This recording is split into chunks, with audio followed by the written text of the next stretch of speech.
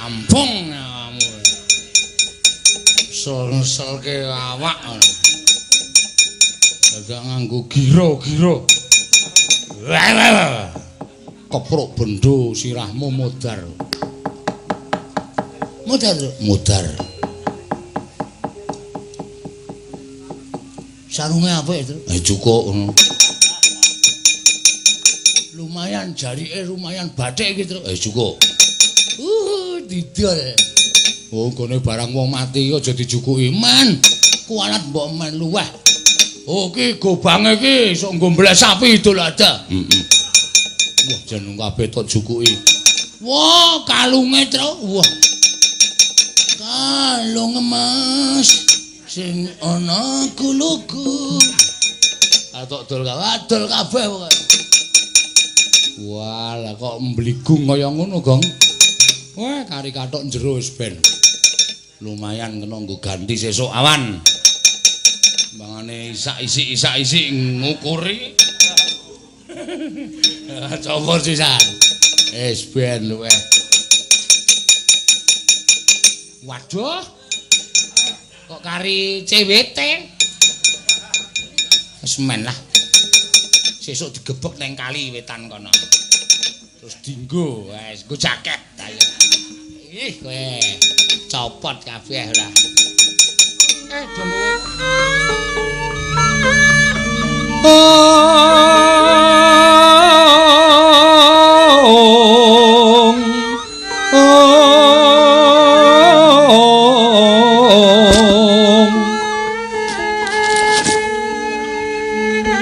Mong sira sang tuwing arum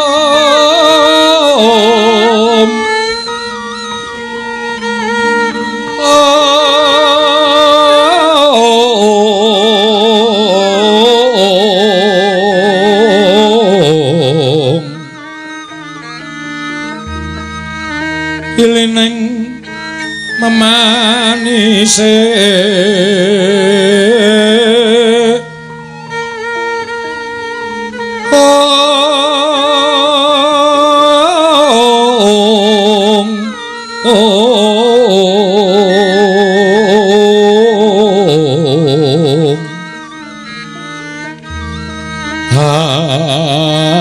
ambleper merengkang cipta sumrambah wepranti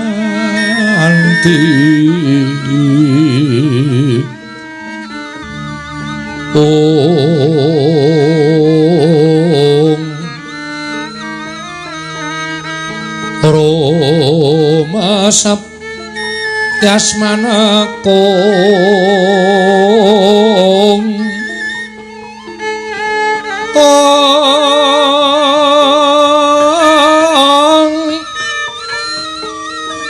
mustikeng hapsari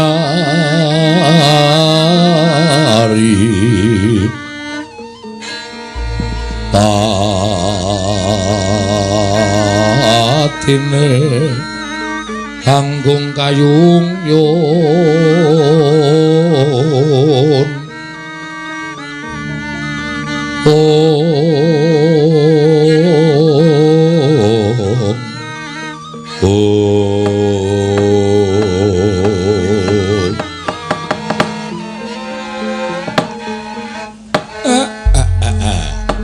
Topo bendoro kula Den Ndara Janaka enten apa Gus kok lajeng kendel kemawon nek pancen Semar niku nandhang kalepatan luput kula napa kleru kula nggen pundi nek sampeyan sungkawa menika awit menggaliaken anak-anak kula Nala Gareng Petruk Bagong anggenipun sami gegojekan sakniki sampun rampung kok Ndara sampun sami sowan ewa dene sampeyan tetep nganggep anak kula Gareng kleru mang ngendika kali kula mengke kula blebeke teng kali kene anak kula Petruk sing kleru kula pakune bathuke Mengke nek Bagong sing kleru kula pakakne macan. Kajenge sami kapok mboten sami wantun gegojekan malih Ndara. Ning nek Semar sing kleru mangkei dhuwit mawon. Lah ra tenan to Semar iki mesti ngono kuwi Kak. Ya wis ben to ning ngono. Kancane do kleru arep diblebeke kali, paku bathuke pakake macan. Nek dekne sing kleru kok njaluk dhuwit kaya sak kepenake dhewe ora. Ndara kula aturi paring dawuh Den. Keparenga Mbah Barono dhateng ingkang abdipun Semar Badranaya Gus. Wiyat langening kalanggan aglar pandan muncar. Tinon lir kekonang surem sorotetan padang.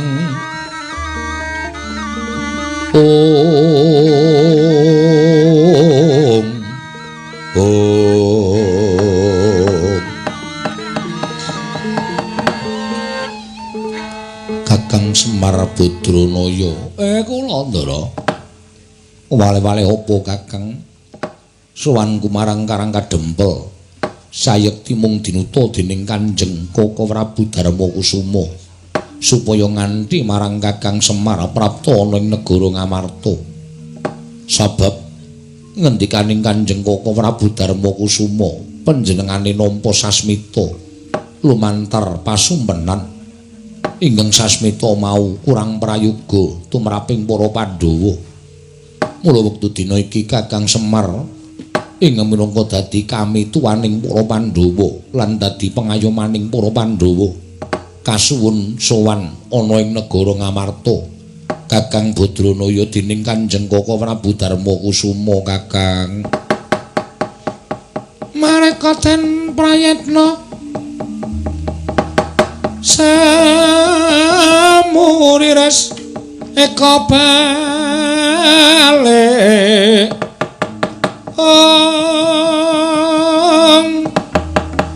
titiyani gandayani Trisunya Purnama sasi gilar-gilaran ing tengah latar milang lintang Bima Sekti.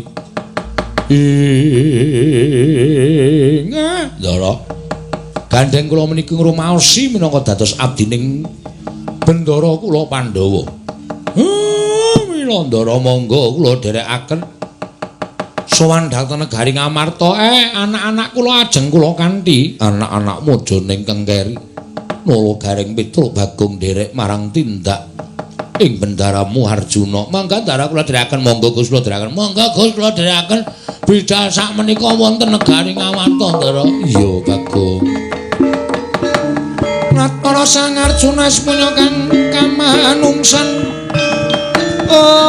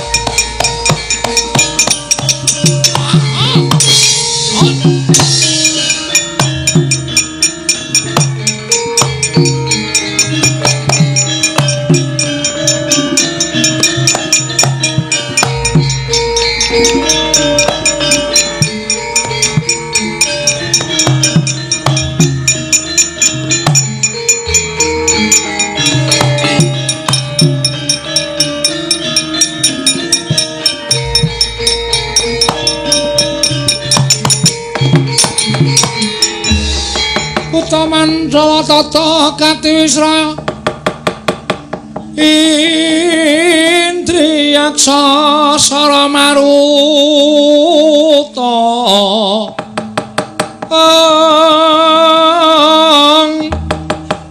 Pawana Bana Margana Samirana lan Warayang bisikan magulingan lima panca bayu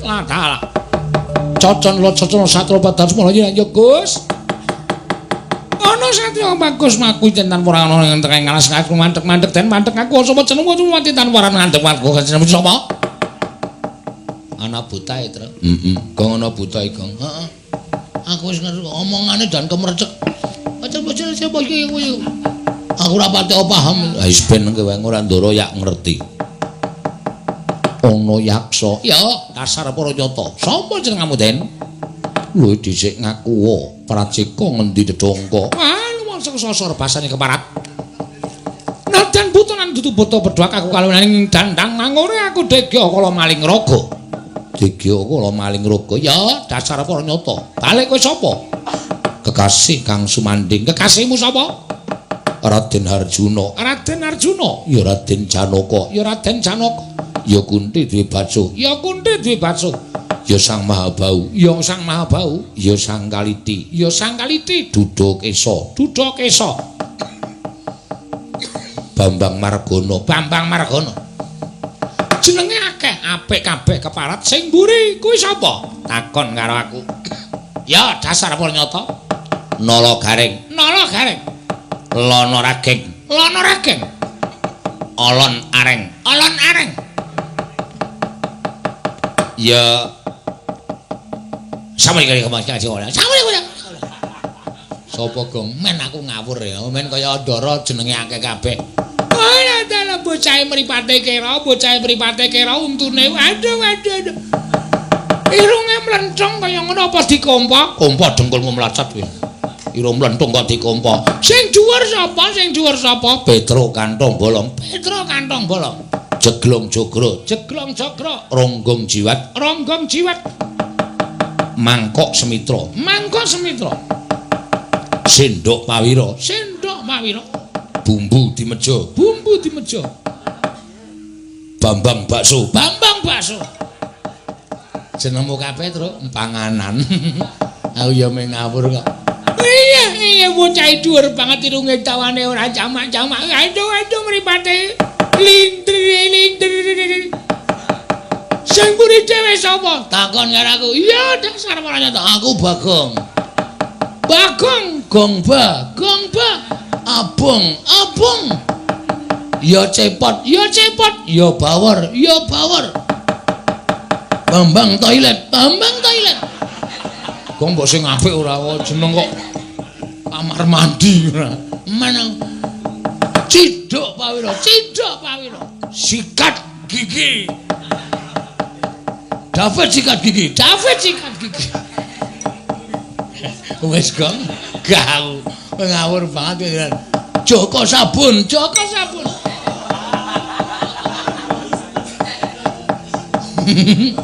Wondodol kuwi jenengmu kabeh ora aku menyilih kamar mandi dengkulmu mlacat ora pindah menyang ndi Den ngetutake jumangkaing suku krenteking ati ora karo maju kembali ora ana gawar-awar tondo balikake wong lumaku ndas buta ora janur kuning ndak sampar ndak sanduk rikma ngubet suku tak pagas curiga wani ngrajang perusahaan buta apa musim tak wedeni kajek di dhuwur kurang gedhiku memigo kurang duran janjo aldoko leganing atiku aji coba mantra ora ana jamak lumaring satru meguru badhanging buta Hardawalika dasar yaksa kepara sangka apa babar apa buta Pandhawa tata Gatiwisraya Indriyaksa Sara Maruta Pawana Bana Margana kekejro kaya manuk bantaran kepacape doblo tapangin wani nerajang wawisaning buta padha karo Sarapati asal tak sabetke kemudha kagra kuwarna moden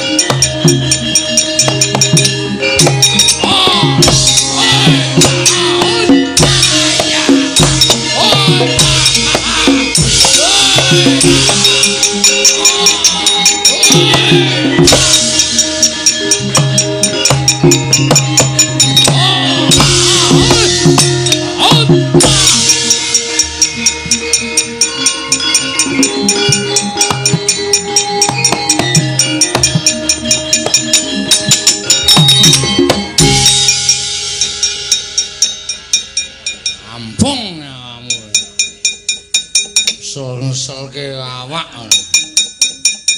Dadak nganggo gira-gira. Kepruk bendo sirahmu mudar. Mudar. Sarunge apik itu. Cukup ngono. Lumayan jarike lumayan bathik iki, Tru. Cukup. Didol. Oh, gone barang wong mati aja dijukuki. Man, kualat mbok men luweh. Oh, iki gobange iki sok nggo mblek sapi idul ada. Wah, jeneng kabeh tok jukuki. Wah, kalunge, Tru. Wah. Kalung emas sing ana kuluku. Atok dol kabeh pokoke. Wah, lah kok mbligung kaya ngono, Gong. Wah, kari kathok njero wis ben. Lumayan kena nggo ganti sesuk awan. Mbangane isak-isik ngukuri. Coba sisan. Wis ben luweh. Waduh. Kok kari CWT? Wis men lah. Sesuk digebek nang kali wetan kono. Terus dienggo, wis nggo jaket. Ih kowe copot kabeh ora. Do nggawa apa kowe? Ayo buta, sandangan buta, Pak. Isih ora. Oke. Wah, mripate do ora weruh. Mbakone. Wah, nek ra tak jupuk. Mbakku kok dilem. Dijukuk ora kena. Mbakku dengkulmu melocot, Pak. Ora. Mbok diambu tangan iki. Mbakku ambeke kaya ngono. Mula nganggo petungan ora sak penake dhewe ora. Modar ora kowe ayo. Truk. Ndara dibantu ya. Ya. Ngentekke buta kae ya.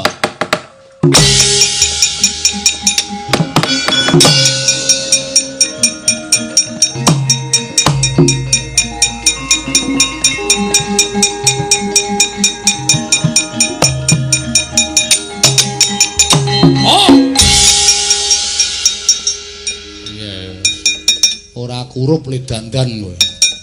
Agi metu delok kepruk. Bendho sirahmu mudar. Guang gong, oke.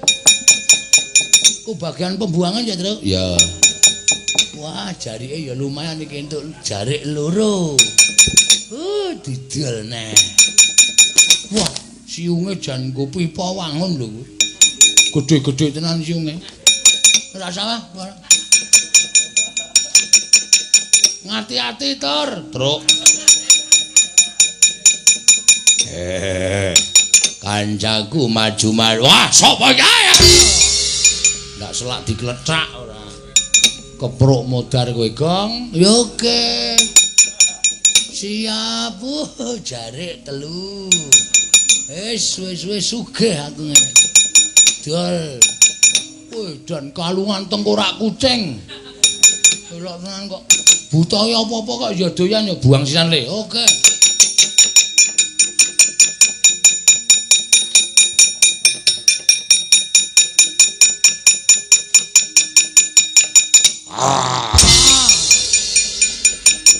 Buang gong siap. Ora sampe melu-melu. Wah, jarik papat. Jos tenan iki. Buang. Bakal tak gawe macak.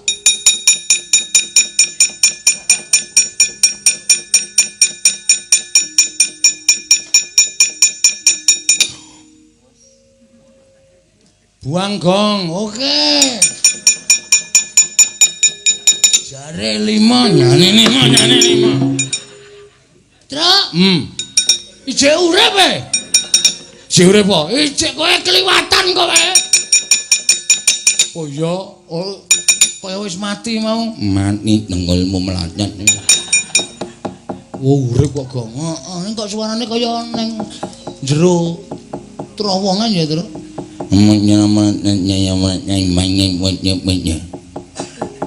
Hanya ngumat-nyumati mundur nanti payangan apa yang macane katak.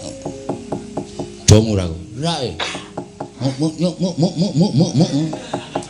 Ayo aku ya ora denger. Sapa kowe? Nyok ngono lapang ele. Hah? Nek yo ana lapang ele. Sapa? Nek yo ana lapang ele kok upine. Maksude piye? Nek ana lapang ele atau panjumati Waduh, radong aku kok. Aku ya sama. Aku ya ora paham. Coba iki kok omonge kok ya ngene iki mergane apa iki? Tak telitine. Kok iso omongane kaya ngene iki? Amuk nyamrat mangit pada.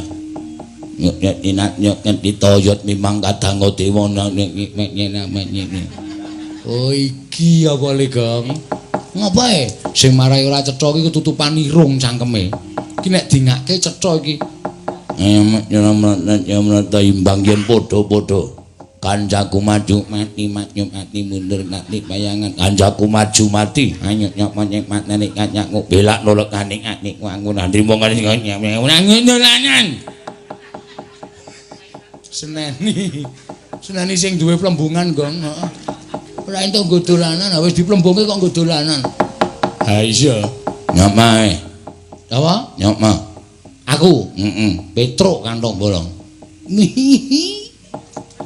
ini cakruk cakruk dengkulmu melocot kuwi Petruk nomor nyemuni gong kuwi takoni iki lho takoni apa nyemuni piye aku muni kowe nyemuni Bagong aku yang gurih ngono terus Bagong wis paham suwe-suwe paham wae nanya ngumpul mati pok ngerti aku ora nerima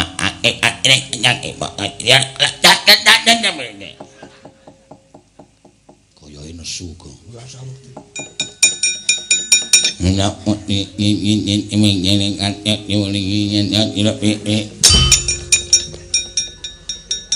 gareng iki senengane ngisruh ora ayo ben ngece karo aku irunge meh padha karo aku iki le mlenthung nek apa-apa terus dikira bapakku ora ngrekoso ta aku wah cilok buang gong tak buang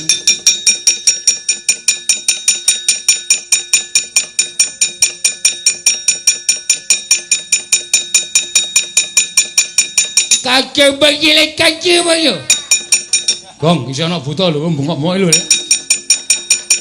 cicine kuwi gula batu kesuwi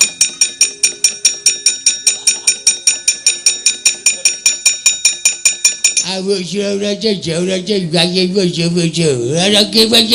bacaku jauh siapa sini waduh kok butane kok omongannya saya ora dong lagi ayo ini kaya bacaan kanciku lagi kamu kacau coba cibuk cari wayak kecak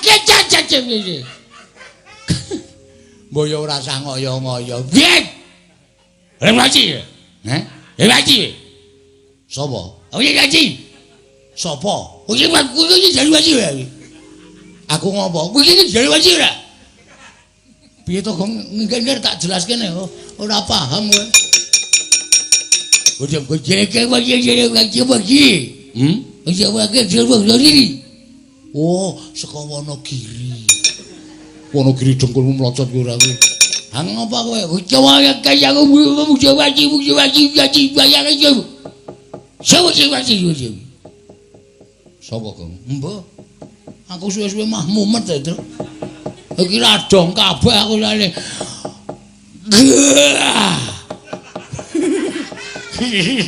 Kok nganti mak geran kuwi dhek iki ya jane ya judeg ngrasake awake dhewe iki. Kok coba iki dhewe iki. Ora cukup jalan jadi bagi iki apa ayo. Matane. Oh, sorry arang-arang gebuk buta kleru kowe. Penjara bagian jadi dia. Wajib.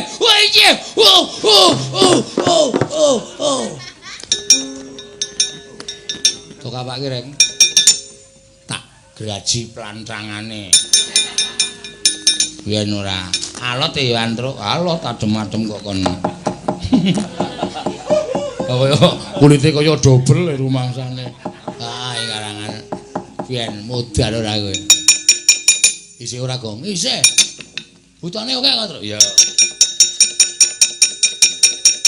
Oh, kae sapa kae? Lho kok salto-salto barang ke sapa kok?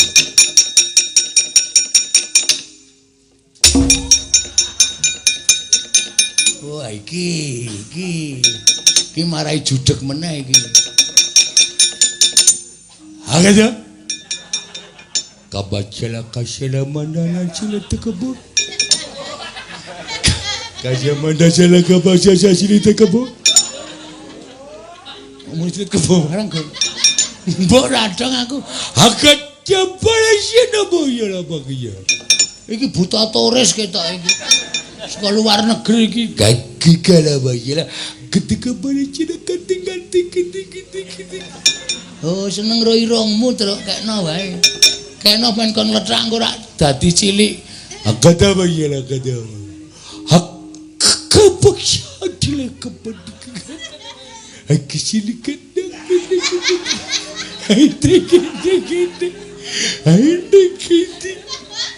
Gede.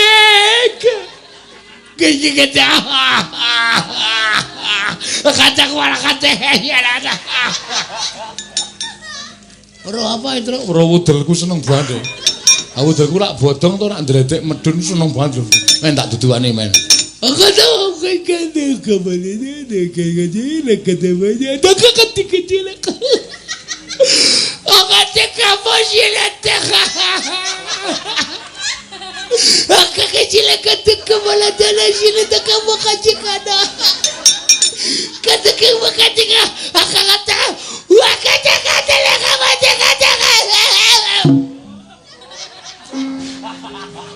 Biar guyu keselak malah modar kok. Nganti omong kok gak bakal sileman. Aku ora ngerti bahasane. Paling kuwi buta salah kedaden gitu sajake ngono. Kapok ora mati guyu nganti mati.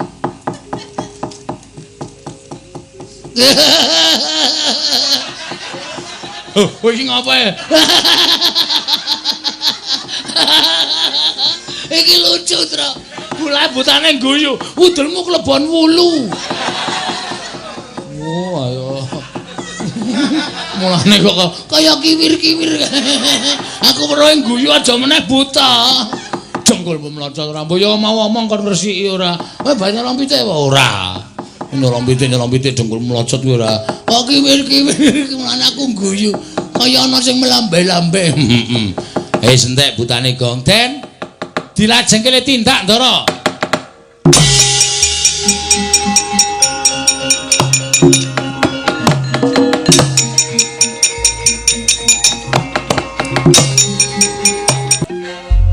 Oh, Mas Tunama Sidam karing bawana langgeng. Kakang Narada, Kakang Resi Kanika Putra. Merkencang warudayang Pak Pong Bu Bolong kali cedhe sapa sing gawe. Menawi di Kakang katingal sawetawis kayiwangan ayom tuwin tentrem nanging dumadakan teka wonten hawa panas ingkang sumundul wonten ing ngawiyat menika saking dayanipun menapa Kakang Narada. Nyuwun pangapunten Di. Mestinipun Paduka Adi Pramesti Bathara Guru boten kekilapan kawontenanipun kayiwangan miwah jagat tuwin jana loka. Nanging sabab menapa teka Paduka dadak dangu dhateng ingkang raga ing sidhe pangudal-udal. Kakang Narada, menawi kula nuwun sewu Kakang. Mesti kemawon Kakang langkung pana krana Kakang menika minangka dados kamituwaning kayiwangan. Wonten suka lilaning penggalih Kakang Narada keparenga hambatang cangkrimanipun ingkang rayi pun Jatimurti. Dalah. Inggih. Menawi tetela mekaten ingkang raka tumuli badhe munjuk atur ngarsa Paduka Adi Pramesti Bathara Guru. Namung saderengipun ingkang raka munjuk atur ngarsa Paduka Adi Pramesti Bathara Guru samangke estunipun boten badhe kula asung keterangan kemawon mboten dangu malih Paduka tartemtu badhe mangertosi menapa ta sababipun kayangan ketaman gara-gara werdinipun kados pundi Kakang. Sabab mboten dangu malih badhe wonten titah ingkang minggah wonten ing kayiwangan wadul dhateng Paduka Adi Pramesti Bathara Guru Di. Menapa menika batangan cangkrimanipun Kakang Narada? Mbok menawi menika Di. Menika malah boten titah pujangkara nanging Pandya Betari Durga ingkang sowan ngarsa Paduka Adi Pramesti Bathara Guru. Enadan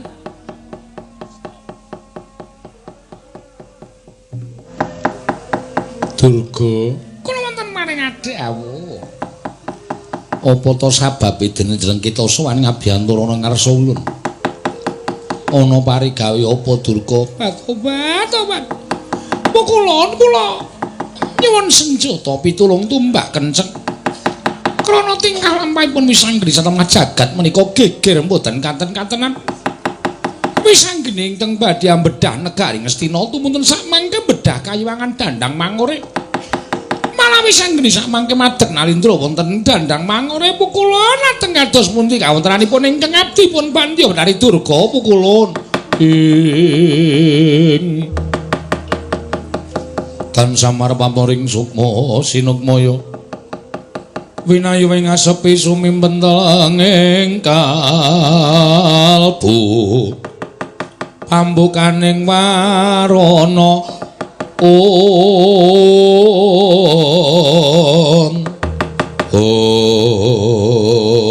Kakang Rodo urapi di pakartinipun wis anggening kados mekaten sampun terak pacak nerajang perbatang apa-apa dikadi pramen dulu dinten sak mangke kula ing badhe merpeki dhateng papanipun wis anggeni ini ngetas atas lho Di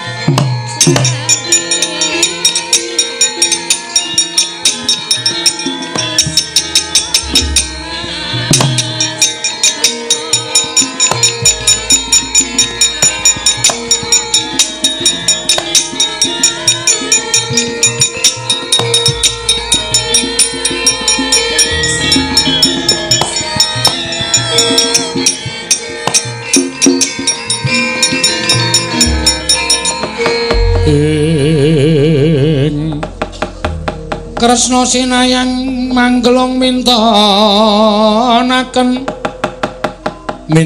Dewi Kramanira kanggo mitirane ngasta kanggo mitirane ngasta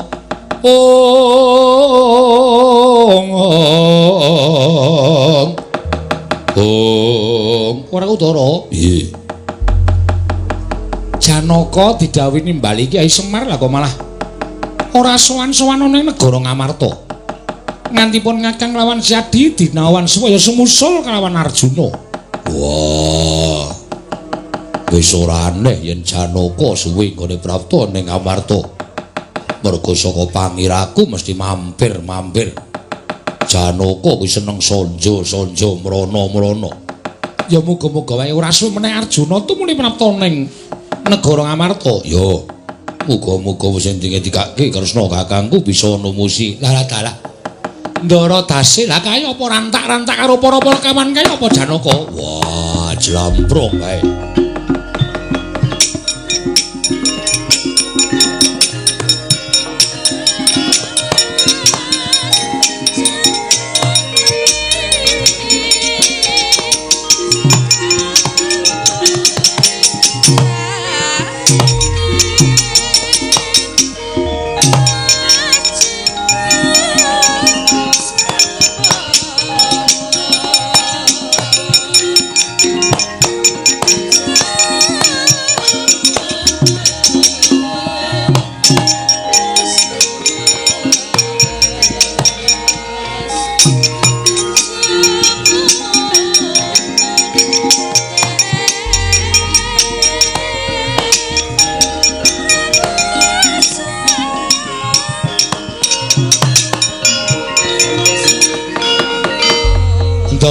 Ndara kula Ndara Kresna Ndara kula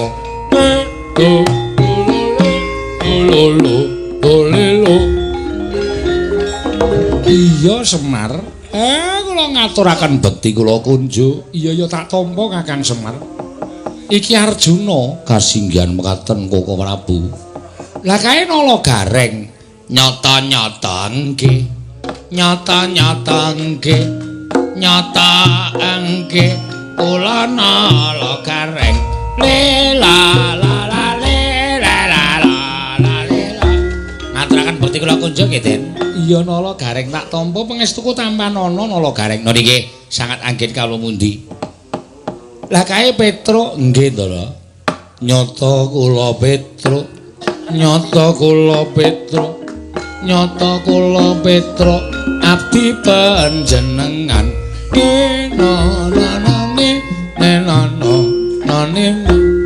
iya Petruk tak tampa pangestuku tampan ana nggih sangat anggen ndadosaken jimat lah kae Bagong wong tanya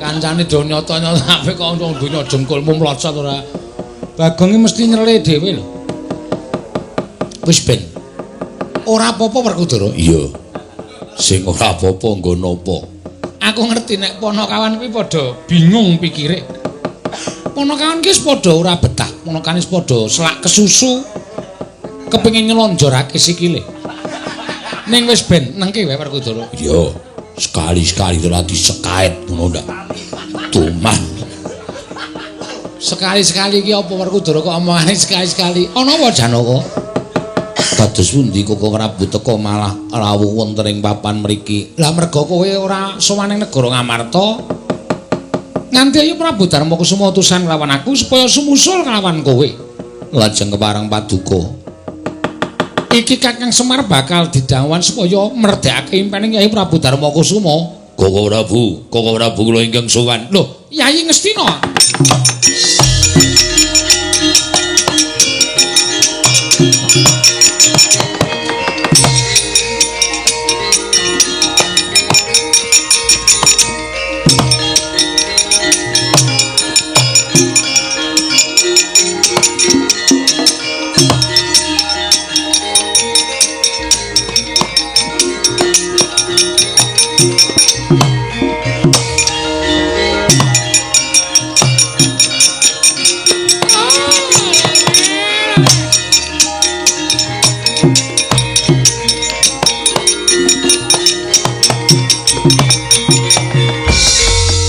menika Bapak Durna inggih kula ngger kula ingkang abiyantu mangsa madhuk anak Prabu Ndarawati Yayi Duryudana kasinggihan mekaten Koko Prabu wonten menapa Bapak Durna lah kok mlajar-mlajar semunipun wonten bab ingkang wigati ngembadipun aturaken dhateng putra ing Ndarawati ketiwasan ngger ketiwasan inggih saking pokal gawenipun putra Paduka inggih menika majanipun anak kula Janaka ing Madukara.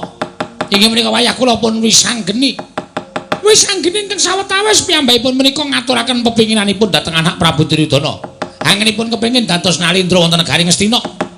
Nanging anak Prabu Duryudana cugeng anak Prabu Duryudana menika mboten purun maringaken negari Ngastina krana anak Prabu Duryudana ngertos bilih Ngastina menika mangke wangsulipun dhateng panguwasipun para Pandhawa kedamawi perang ageng Bratayuda Jaya Binangun. Kasinggihan mekaten Bapak Durna lajeng nanging wisanggeni adreng Ngastina bedah sedaya mboten wonten ingkang wantun kaliyan wisanggeni anak Prabu Duryudana dipun bujung-bujung kaliyan pun wisanggeni wekasan ngantos dumugi wonten ing Dandang Mangore nggih dumugi wonten ing Dandang Mangore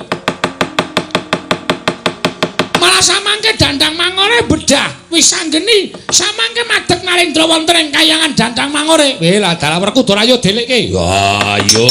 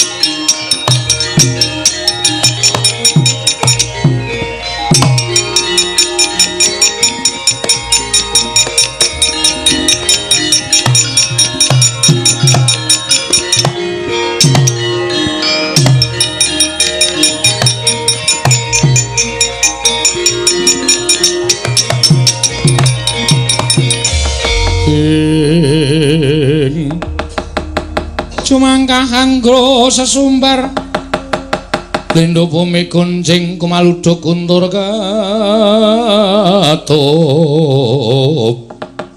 Lumembak penyu kang kumambang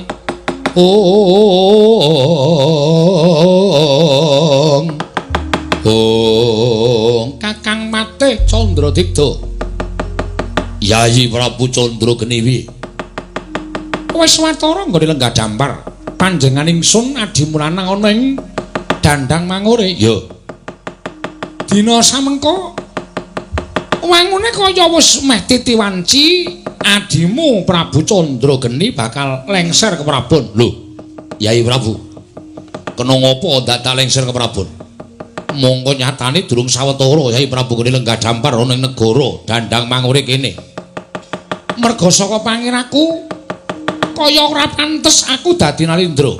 Yen to aku dadi Nalendra, mongko aku ora ngerti tata krama, ora ngerti unggah-ungguh sarta ora bisa basa.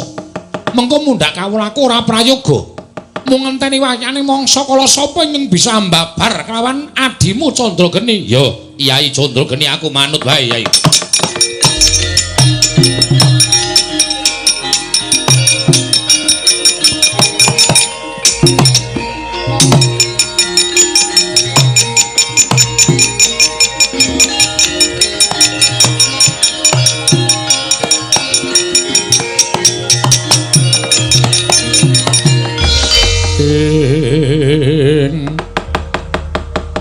Yana dewa yen untuna wong aprang yen untuna wong aprang kasangsayan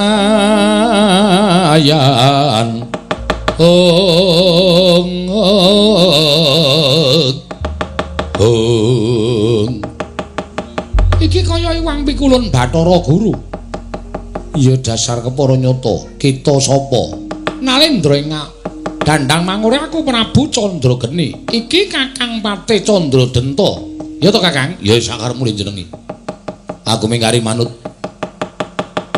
ulun ngerti lamun kita wisanggeni aja kaya ngono pakarti kita mara bagi kundurna negara iki utawa kayangan iki marang Bathari Durga ya permoni kita ora pantes lungguh ana ing Dandang Mangure sayekti iki kayangan dudu negara aku ora peduli yen ngono kita wani kalian panjenengan ulun sing tak wedeni awakmu yen pancen kowe iso keduga nglengserake wisanggeni malah aku matur nuwun nanging yen kowe ora iso nglengserake wisanggeni aja takon dosa malah kowe ingkang kuwalat kalian wisanggeni kowe Bathara Guru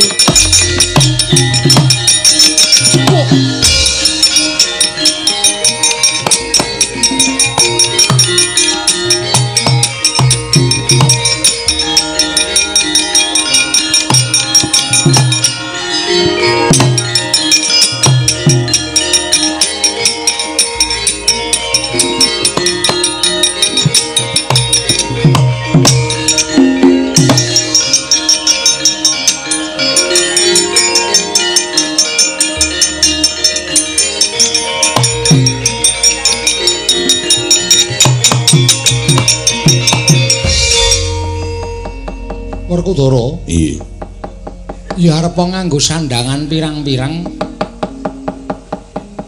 nanging ketok to cureke ya ora banglik wisanggeni iya ning sing mburi iki sapa wah aku ora iso niteni Petro nggih ngerti sing mburi kae sapa Petro Warok Suramenggala Warok Suramenggala dengkulmu kuwi areng apa to?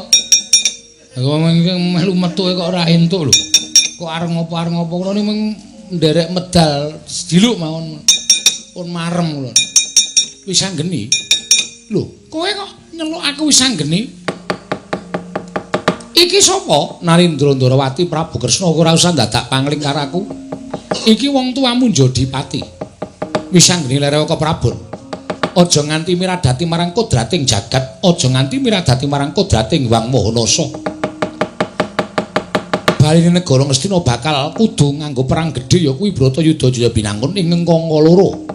Wisanggeni tumitah ning Madyapada kuwi ora diwenangake dadi Nalendra. Sabab sira Wisanggeni besok duwe kewajiban dhewe. ora wujud Nalindra nanging tetep wujud satriya. Yen pancen kowe iso gawe srana aku lengser saka Dandang Mangure kene mara gage yen pancen Ratu Ndrawati kuwi lantip panggrahitane mara gage lengserna wisa geni Candra geni lengserna saka Dandang Mangure wela dal.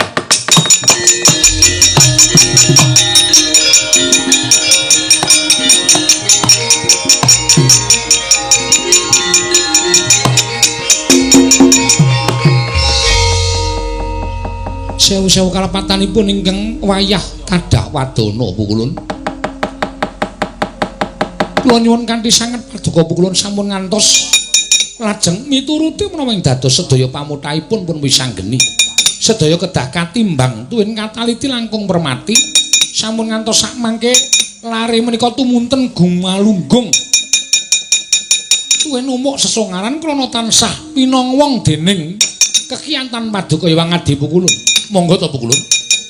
Samangke Dandang Mangure menika sanes negari nanging kayiwangan sampun ngantos Pukulun menika nderek ngorak-arik dhateng jagat saisinipun menika Pukulun.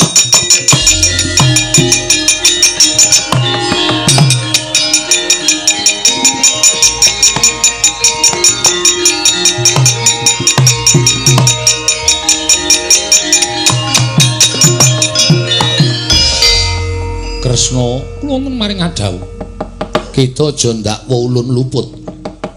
Sayektine wisanggeni kuwi wis ulun sebdakake dadi bocah dugal kuwarisan. Sak ciptane dadi sak sedyane ana. Mula gandeng wisanggeni kepengin banget ngrasakake dadi Nalindra. Ya ning papan kene ingkang pantes lantrep wisanggeni kelakon penjangkane lan keturutan sedyane. Lho nggih. Nanging wigati wisanggeni mbuyasi do bedah negara Ngastina. Lamun to wisanggeni bedah negara Ngastina tan wurunga bakal gagar wigar Bratayuda ing mengkono pan para dewa padha nandhang wirang. Inggih Pukulun wisanggeni kaki wenang piye? Cukup semene gegayuhan kita ya nggih wis ngrasakake dadi Nalindra. Dandang Mangure kundurna marang Betari Durga.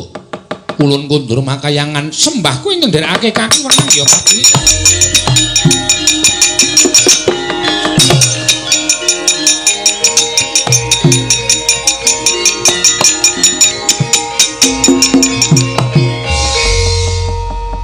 Ngono rak dadi tentrem atine wong tuwa. Senengane kok mbebingung karo wong tuwa to. Aku nyuwun ngapura ya Siwa. Iya, ora dadi apa lak. Sing dadi patih mburimu kuwi sapa? Ora coba nek Siwa ngerti batangan iki sapa?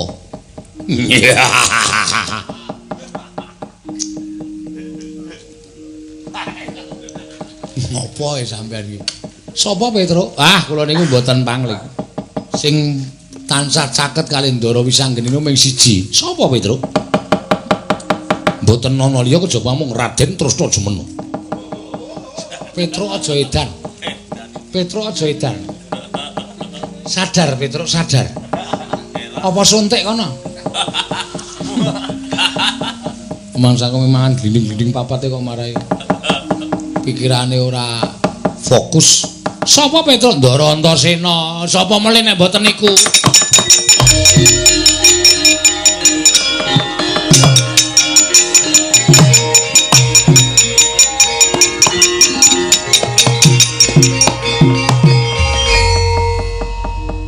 Cah gemblung, cah edan, cah merjenrun. Ngapura ya, Pak. Ngapura dengkelmu. Ngowo melu-melu Wisanggeni. Lah aku nek karo Wisanggeni ora tau iso pisah. Wisanggeni di gegayuhan aku kudu ngewangi. Aku di gegayuhan Wisanggeni kudu ngewangi. Ngono kuwi wis ora iso dipisahake. Sesuk meneh adimu duwe gegayuhan mongko ora bener gegayuhane. Kowe iki wajib ngandani ora kok malah njurung. Kose to. Wisanggeni iki pengen dadi ratu ora ketaming sedhela.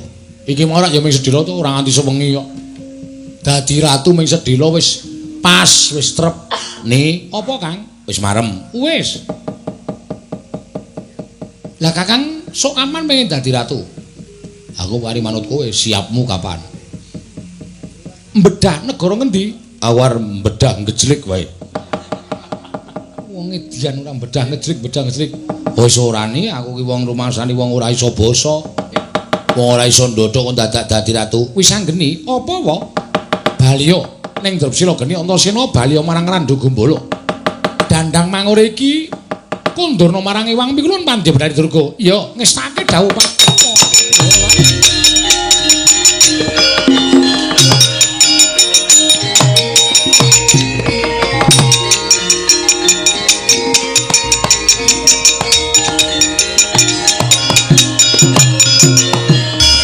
Petro, Nun.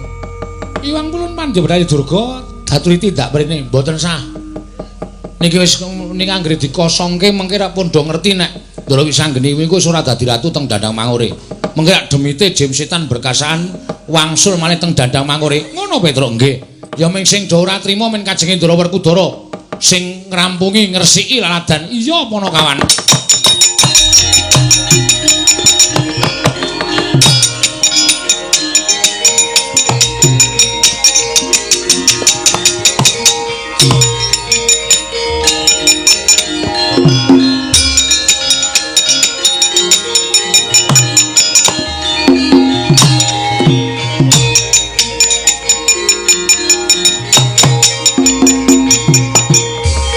Setan alas wis anggeni gawe wiranging Ratu Ngastina, gawe wirange Pandya Bendari Durga. Wong gerangane wong tuane ora do ngelekke malah do mesam-mesem sajak guyu yen Duryudana kewirangan.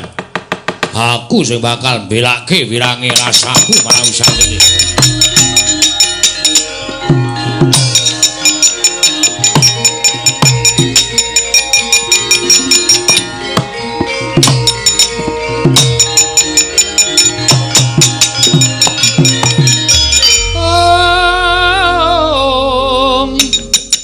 Yande Bima kang Simanapta Dursasana kang melawan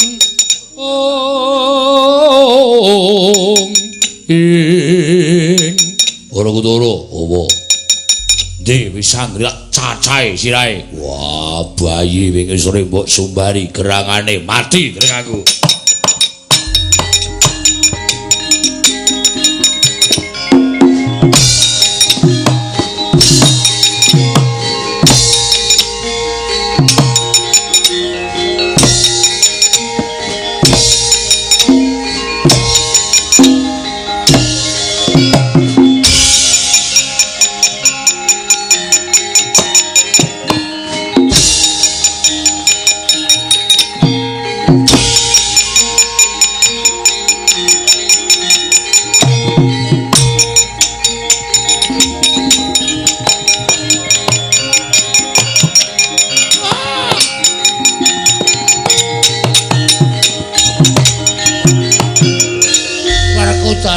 Aku petetanana Werkudara. Aku patenana Werkudara kundur menyang Sukolima.